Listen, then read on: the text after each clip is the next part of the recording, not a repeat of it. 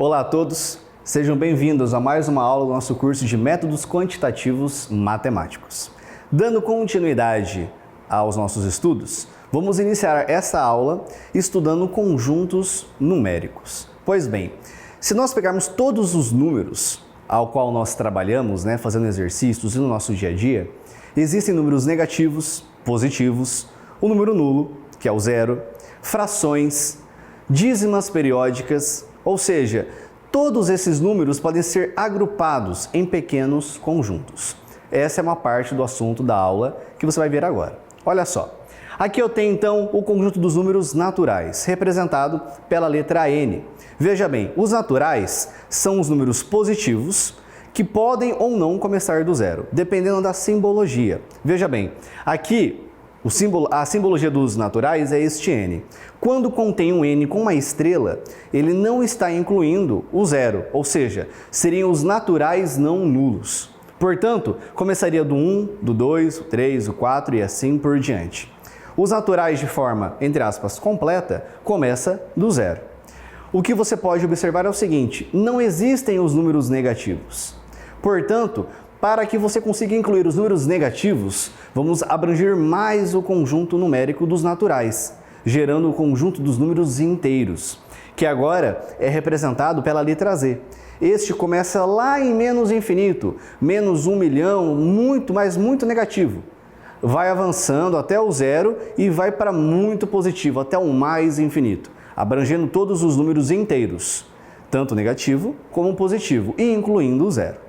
Avançando mais um pouco, nós entramos nas frações. Por exemplo, aqui eu dou o exemplo de 14 dividido por 3, ou mesmo, menos 1. Menos 1 nada mais é do que menos 1 dividido por 1, é uma fração. Nós temos menos 9 dividido por 5, são frações positivas e negativas. Esses são um conjunto dos números racionais, representados pela letra Q. Aí mais para frente, você começa a estudar, por exemplo, o número π. O número π é 3,141569 e é uma dízima que vai para sempre. E ela não é periódica. O que é uma dízima periódica? É um número que vai se repetindo. Por exemplo, você faz uma determinada divisão e dá 66666. Ou seja, é um número infinito, mas está repetindo o número após a vírgula. Então é periódico. Está sempre repetindo este número. Alguns números não são periódicos, como o número π. Esses números são os irracionais, representados pela letra I. E todos eles são abraçados pelo conjunto dos números reais. Então, dos naturais, migramos para os inteiros, depois para os racionais. Fora dos racionais, existem aquelas dízimas, os números irracionais, e abraçando todos eles, os números reais. A pergunta é, existem outros conjuntos? Existem. Por exemplo, os números complexos. O que se trata os números complexos? Quando você está estudando um problema de raiz quadrada, e aí você tem lá raiz de 9. Raiz de 9 vale 3. Mas, e se for raiz de menos 9? É muito estranho você ter que estudar uma raiz de um número negativo. Para conseguir explicar o que gera um número que é uma raiz negativa, entra o conjunto dos números complexos, que abrange todos os reais. Este, portanto, não será o objetivo do nosso estudo, apenas os números reais. E por que nós vamos estudar apenas os números reais? Porque vamos aprender sobre o conjunto de uma função, o conjunto do domínio e o conjunto da imagem. Veja só, imagine que você tenha uma função do tipo f de x igual a 2x, tá certo? f de x igual a 2x. Suponha que a função é como se fosse uma máquina caça-níquel que você encontra em um cassino em Las Vegas. Você coloca uma moeda, você vai puxar a alavanca e vai gerar um resultado. O que acontece é que uma máquina caça-níqueis, você vai colocar uma moeda, vai gerar um valor aleatório. Imagina uma máquina que tem inúmeras moedas. A moeda que você colocar vai gerar um número que é correspondente a ela. A função f igual a 2x é a nossa máquina. Se você colocar a moeda igual a 1 e você girar a alavanca, vai dar uma resposta igual a 2, porque 2 vezes 1 é 2. Então, o domínio que vai gerar a imagem, aqui a gente tem, por exemplo, o 2x que vai estar gerando o número 2. Você colocou x igual a 1, domínio. A imagem igual a 2. Você vai lá e você coloca agora a moeda x igual a 10, ou seja, um domínio. Vai gerar uma imagem 20. 2 vezes 10 é 20. Então imagine que o domínio e a imagem têm essa correspondência. Diante disso, vamos estudar agora o domínio de uma função. O domínio de uma função são todos os possíveis valores que podemos atribuir às variáveis da função para que forneça um resultado bem definido. A imagem, por outro lado, é o valor assumido pela função, quando escolhemos um valor para a incógnita. Eu gosto muito de dizer o seguinte: o domínio de uma função é como se fosse, por exemplo, um time de futebol. Você tem a seleção brasileira. Os elementos do domínio são os jogadores, tanto aqueles que estão em campo, como aqueles que estão no banco. Só pode participar do jogo os jogadores do domínio. Quando não está no domínio, não fornece a imagem própria. Olha só, aqui eu tenho a função f de x igual a 3x. Quais são os números que a gente não pode usar na função igual a 3x? Não existe. A gente pode usar qualquer número, positivo, nulo ou negativo.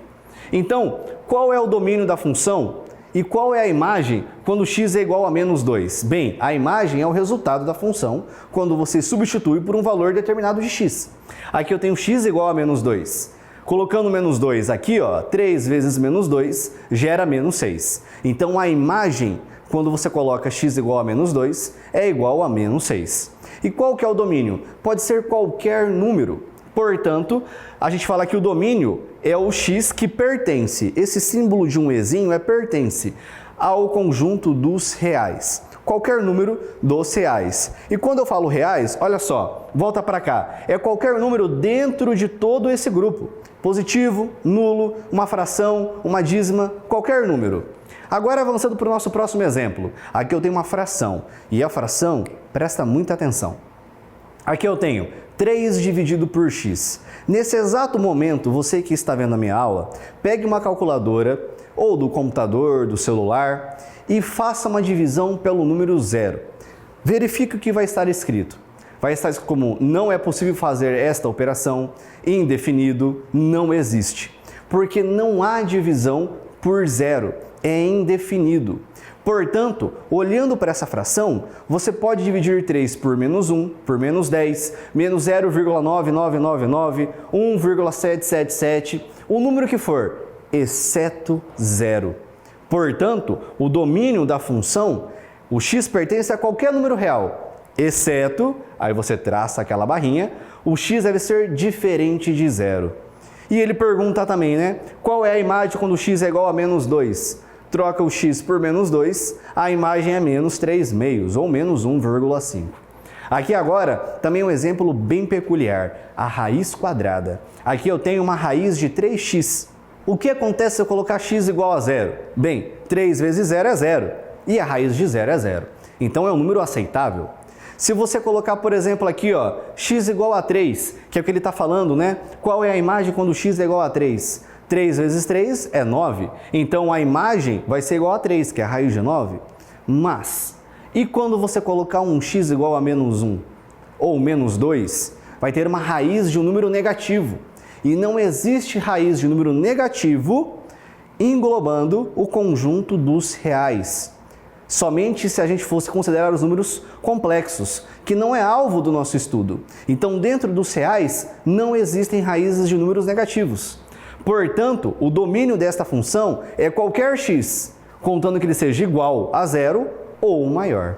Tá certo? Deixo aqui algumas referências. Muito obrigado pela atenção de todos e aguardo vocês na nossa próxima aula.